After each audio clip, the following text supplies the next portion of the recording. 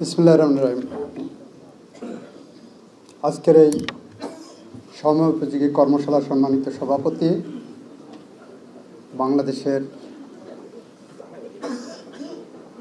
সরকারের অন্যতম হৃৎপিণ্ড হিসাবে যাকে ধরা হয় স্বরাষ্ট্র মন্ত্রণালয়ের সিনিয়র সচিব জনাব নাসিম সাহেব, মঞ্চোপবিষ্ট বাংলাদেশ পুলিশের আইজিপি যিনি আমি বলবো পুলিশ বিভাগের জন্য অনেকটা বেমানান, তার ভদ্রতা, তার সভ্যতা, তার আচরণ, বাংলাদেশের নিপাট ভদ্রলোক যদি হাতে গোনা কয়েকজনকে ধরা হয় তাহলে ওনার মুখচ্ছবি ভেসে ওঠে। মঞ্চোপবিষ্ট বাংলাদেশের বিচার বিভাগের অন্যতম সিনিয়র বিচারক, ময়মনসিংহের জেলা জজ জনাব মমতাজ আপা মনে হয়, মঞ্চোপবিষ্ট বিভাগীয় কমিশনার মহোদয়, ডিআইজি মহোদয়, আমার অ্যাডিশনাল আইজি মহোদয়, এখানে উপবিষ্ট জেলা প্রশাসক, জেলা প্রশাসনের কর্মকর্তাবৃন্দ, জেলা জজবৃন্দ, পাবলিক প্রসিকিউটর সহ সবাইকে ধন্যবাদ। আমরা এমন একটি সময়ের মধ্য দিয়ে যাচ্ছি যে সময় স্বাভাবিক কোনো সময় নয়। আমরা ৩৬শে জুলাইয়ের মধ্য দিয়ে যে বাংলাদেশ পেয়েছি, প্রায় ২,০০০ তরতাজা জীবনের রক্তের বিনিময়ে আমাদেরকে যে দায়িত্ব দিয়ে গেছে, আমরা সেই দায়িত্ব পালন করতে যে একটি কণ্টকাকীর্ণ পথ অতিক্রম করছি, যে পথে একদিকে আমাদের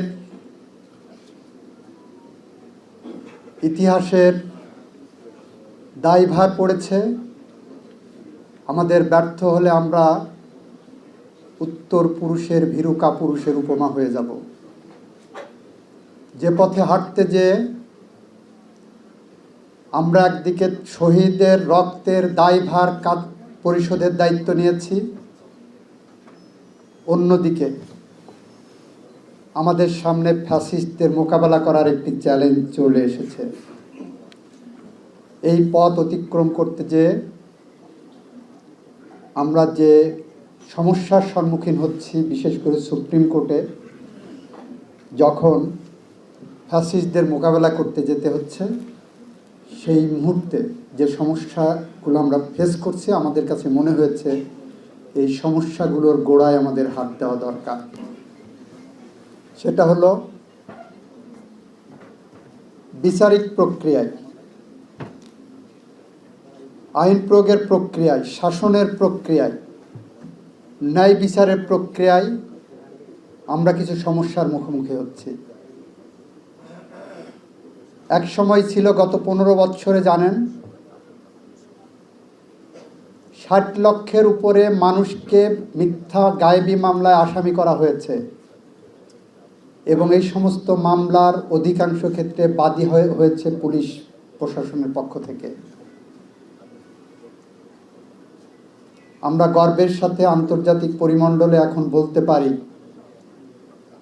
আমাদের বাংলাদেশে কোনো রাজনৈতিক মামলা ৩৬ জুলাইয়ের পরে পুলিশ বাদী হয়ে করেননি। এটা আমরা গর্বের সাথে উচ্চারণ করি। আমরা যখন মানবাধিকার কাউন্সিলের মুখোমুখি হই, জাতিসংঘের মুখোমুখি হই, আন্তর্জাতিক সংস্থাগুলোর মুখোমুখি হই, আমরা গর্বের সাথে বলি এটা। আমরা গর্বের সাথে এটাও বলি, ৩৬ জুলাইয়ের পরে বাংলাদেশে গুমের সংস্কৃতি বন্ধ হয়েছে।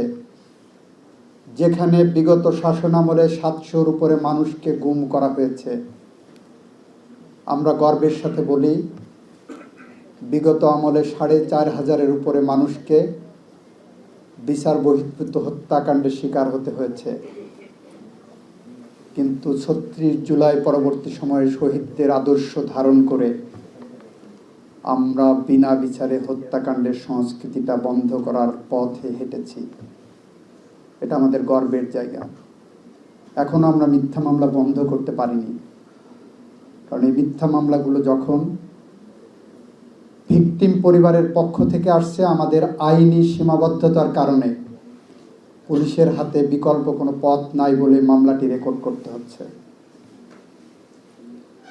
মিথ্যা মামলার ভিকটিমদের পরিবারের পক্ষ থেকে প্রবণতা যখন বাড়তে থাকে, তখন সরকারের নীতি নির্ধারণী পর্যায় থেকে সিদ্ধান্ত গ্রহণ করা হয় মামলা মানেই গ্রেপ্তার নয়। এবং এ যাবৎকালে আপনারা জানেন, স্বরাষ্ট্র মন্ত্রণালয় থেকে এমন সাহসী উচ্চারণ, সাহসী বিজ্ঞাপন অন্য কোনো সরকার দিতে পারেননি। এই স্বরাষ্ট্র মন্ত্রণালয় থেকে এই সাহসী বিজ্ঞাপন দিয়ে বলা হয়েছে মামলা মানে গ্রেপ্তার নয়। আমরা আদালতের সামনে বলছি, আন্তর্জাতিক পরিমণ্ডলে বলছি, ভিকটিম পরিবার মামলা করলেও অনেক ক্ষেত্রে মিথ্যা মামলা হচ্ছে, মানে মানুষের মিথ্যা বিরুদ্ধে মিথ্যা অভিযোগ আসছে। সেই জায়গায় আমাদের পুলিশ বাহিনী অত্যন্ত সতর্কতার সাথে স্ক্রিনিং করে তাদেরকে গ্রেপ্তার করছেন। এক একটি মামলায় 10%, 20%-এর বেশি আমরা গ্রেপ্তার পাইনি, আমাদের রেকর্ড বলছে।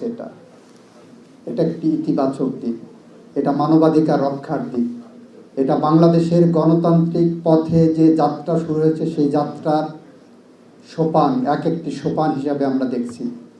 বাংলাদেশ একটি সভ্য স্বাধীন রাষ্ট্র হিসাবে প্রতিষ্ঠা করার যে প্রত্যয় নিয়ে 1971 সালে লাখো শহীদের রক্ত ঝরেছিল, 82 থেকে 90 সাল পর্যন্ত জাফর, জয়নাল, কাঞ্চন, রাউফুন, বসুনিয়া, দীপালি সাহা, নূর হোসেন, ডাক্তার মিলন সহ অজস্র রাজপথের গণতন্ত্রকামী মানুষ যে রক্ত ঝরিয়েছিলেন, বিগত 15 বছরে চৌধুরী আলম, ইলিয়াস আলী সহ, কার্টুনিস্ট মুস্তাক সহ যে সমস্ত গণতন্ত্রের সৈনিকরা রাজপথে রক্ত ঝরিয়েছিলেন, তাদের রক্তের ঋণ পরিশোধ করতে যেয়ে আমরা আজকে আপনাদের মুখোমুখি দাঁড়িয়েছি। প্রিয় সহকর্মীবৃন্দ, আজকে বিচার বিভাগ এখানে আছেন। বিচার বিভাগের উদ্দেশ্যে আমাদের নিবেদন থাকবে, অনুরোধ থাকবে, আকুতি থাকবে। আপনারা নতুন করে জুরিসপ্রুডেন্স লেখার সুযোগ পেয়েছেন। অতীতে জুরিসপ্রুডেন্স লিখতে যে, রায় দিতে যে, জামিন দিতে যে আপনারা একটি তত্ত্ব ফলো করতেন, সেটা হলো এফআরএ নাম নাই, সুতরাং জামিন দেওয়া যায়। এক্ষেত্রে আমাদের নিবেদন আপনাদের কাছে, নতুন করে ইতিহাসের এই সন্ধিক্ষণে দাঁড়িয়ে আপনারা জুরিসপ্রুডেন্স রচনা করুন। যারা ফ্যাসিস্ট, যারা 36 জুলাই পর্যন্ত মানুষের রক্ত ঝরিয়েছে, মানুষের উপর গুলি করেছে, পাখির মতো গুলি করে মানুষ মেরেছে, তাদেরকে সাক্ষী দিতে আসা, তাদের গুলি করার সাক্ষ্য, প্রত্যক্ষ সাক্ষ্য আমাদের এখনো জোগাড় করতে সময় লাগছে প্রসিকিউশনের পক্ষ থেকে।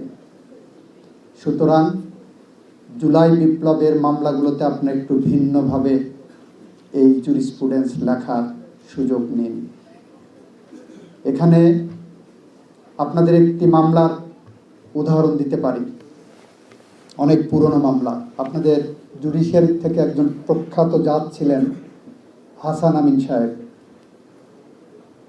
আগে 8 মামলায় জামিন হয়ে যেত, যে সিজার লিস্ট উইটনেসে কেউ সাক্ষী দিতেন না, কিংবা পুলিশ সাক্ষীও একটা তত্ত্ব ছিল একটা পর্যায়ে 90-এর আগ দশক তো পুলিশ সাক্ষী বিশ্বাসযোগ্য নয়।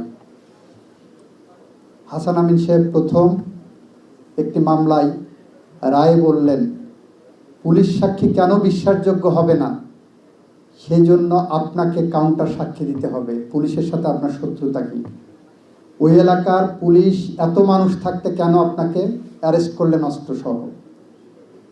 সেখান থেকে চালু হয়েছে পুলিশ সাক্ষী বিশ্বাসযোগ্য হবে না কেন, এইটা একটি তত্ত্ব। এটা জুরিসপ্রুডেন্সের একটা ডেভেলপমেন্ট। সিজার লিস্ট উইটনেসের ক্ষেত্রেও বলা হয়েছে, সিজার লিস্ট উইটনেস যারা, তারা সাক্ষী দিতে আসতে ভয় পান বা পার্টিজন হয়ে যান, ইন্টারেস্টেড হয়ে যান। সেখানেও আপনারা নতুন করে ডেভেলপমেন্ট নিয়ে এসেছেন। আপনাদের একইভাবে জুরিসপ্রুডেন্স ডেভেলপ করার এখন সুযোগ এসেছে। আমরা অত্যন্ত সতর্কতার সাথে দেখছি কারা ফ্যাসিজমকে প্যাট্রন করেছেন বিগত 15 বছর ধরে, কারা ফ্যাসিজমের পক্ষে অবস্থান নিয়েছেন, কারা ফ্যাসিজমকে লালন পালন করছেন, ফ্যাসিজমকে এখন পর্যন্ত প্রত্যক্ষ বা পরোক্ষভাবে অনুসমর্থন জুগিয়ে যাচ্ছেন। আমরা আপনাদের কাছে বিনয়ের সাথে অনুরোধ করব, আপনারা এই জায়গায় নতুন করে জুরিসপ্রুডেন্স রচনা করুন। এখানে যারা পুলিশের কর্তা ব্যক্তিরা আছেন তাদের উদ্দেশ্যে বলবো, আপনারা আইন প্রয়োগের ক্ষেত্রে বিশেষ করে একজন আসামিকে ফরওয়ার্ড করলে তার বিরুদ্ধে সুনির্দিষ্টভাবে অভিযোগ উত্থাপন করুন।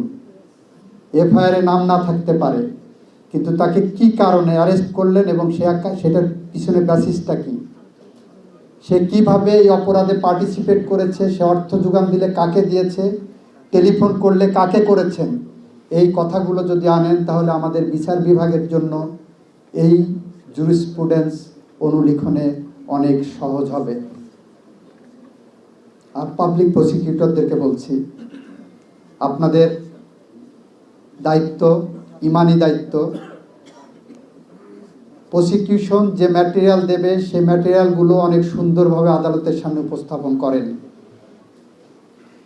এখানে যদি আপনাদের কোনো গাফিলতি থাকে, কোনো দুর্নীতি থাকে, সেই ক্ষেত্রে আপনাদেরকে কিন্তু মনিটর করা হচ্ছে চারদিক দিয়ে, আমাকেও মনিটর করা হয়। দুর্নীতির প্রশ্নে আমাদের জিরো টলারেন্স আছে। একদিকে যেমন মানবাধিকারের ঝান্ডা আমরা তুলে ধরতে চাই, একই সাথে ফ্যাসিজমকে আমরা বিচারের মুখোমুখি করতে চাই। আরেকটি তত্ত্ব ইদানিং আসছে, আসামি বিদেশে, সুতরাং তার নাম চলে গেছে। অবশ্যই আসামি বিদেশে থাকলে তার নাম থাকা উচিত না, কিন্তু জুরিসপ্রুডেন্স লেখার ক্ষেত্রে নতুন নতুন ঘটনা প্রবাহ আমাদের সামনে আসছে। সম্প্রতি দেখছেন দিল্লিতে বসে কিভাবে অপরাধে উস্কানি দেওয়া যায় সে উদাহরণ রাখা হয়েছে। এখন ওনাকে আসামি করলে যদি বলা হয় আমি তো দিল্লিতে ছিলাম, অবশ্যই দিল্লিতে ছিলেন। ইউটিউব এখন অপরাধের সাক্ষ্য হিসেবে ব্যবহৃত হতে পারে, ডিজিটাল ফরেনসিক করলে এই সমস্ত ডিজিটাল এভিডেন্স হিসাবে আসতে পারে। আকাশের যত তারা, আইনের তত ধারা আছে। আপনারা জুরিসপ্রুডেন্স লেখার ক্ষেত্রে, অনুলিখনের ক্ষেত্রে, জুরিসপ্রুডেন্স প্রদানের ক্ষেত্রে, জুরিসপ্রুডেন্সের উৎস তৈরি করতে সমস্ত ঘটনা প্রবাহকে সামনে নিয়ে আসেন। সেখানে একজন আইনের ব্যক্তিদের বিজ্ঞতার পরিচয়, সেখানেই লার্নেড লয়ার হয়, সেখানেই বিজ্ঞ বিচারক হন। আপনারা এই জিনিসগুলো মাথায় রাখবেন বলে আমাদের প্রত্যাশা থাকবে। আমরা বিনয়ের সাথে বলতে চাই, আমরা এসেছি ইতিহাসের যুগ সন্ধিক্ষণে দাঁড়িয়ে নতুন ইতিহাস রচনা করতে। আমরা এসেছি বাংলাদেশের মানুষের গণতান্ত্রিক অধিকার ফিরিয়ে দেওয়ার যে সংগ্রাম, সেই সংগ্রামের ফসল হিসাবে আমরা এসেছি শহীদ আবু সাঈদ, মুগ্ধ, এদের রক্তের দায় থেকে বাংলাদেশের মানুষকে গণতান্ত্রিক রাষ্ট্র উপহার দিতে। আমরা এসেছি একটি স্বপ্নের বাংলাদেশ গড়ে দিতে। আমরা জানি এই যাত্রায় যদি আমরা ফেল করি, বাংলাদেশের স্বাধীনতা, সার্বভৌমত্ব বিপন্ন হবে। বাংলাদেশের গণতন্ত্রই শুধু হারাবে না, বাংলাদেশের মানুষ তার মৌলিক অধিকার হারিয়ে ফেলবে, তাদের কণ্ঠ রুদ্ধ হবে। অধরে অধর রেখে বাংলাদেশের মানুষ যে বাংলাদেশের স্বপ্নকে ভালোবাসে, যে বাংলাদেশকে ভালোবাসে, সেই বাংলাদেশ আমরা দিতে পারবো না। আমরা কবি হেলাল হাফিজের ভাষায় উত্তর পুরুষের কাপুরুষের উপমা হয়ে দাঁড়াবো। আমরা চাই না আপনারা কেউ সেই কাপুরুষের উপমা হন। আগামী বাংলাদেশ গড়ার যে স্বপ্ন এই সরকার নিয়েছেন, আমাদের সর্বজন শ্রদ্ধেয় অধ্যাপক ইউনূস সাহেব নিয়েছেন, আমরা তার স্বপ্নের সারথি হয়ে, আমরা তার স্বপ্নের দোসর হয়ে একসাথে কাজ করব, এই কথা বলে, এই প্রত্যাশা রেখে আপনাদেরকে আবারও এই ফ্যাসিস্ট নির্মূলের রাজপথে আমাদেরকে সহযোগিতা করবেন, সেই কথা রেখেই আমি আমার কথা শেষ করছি। সবাইকে ধন্যবাদ। আসসালামু আলাইকুম।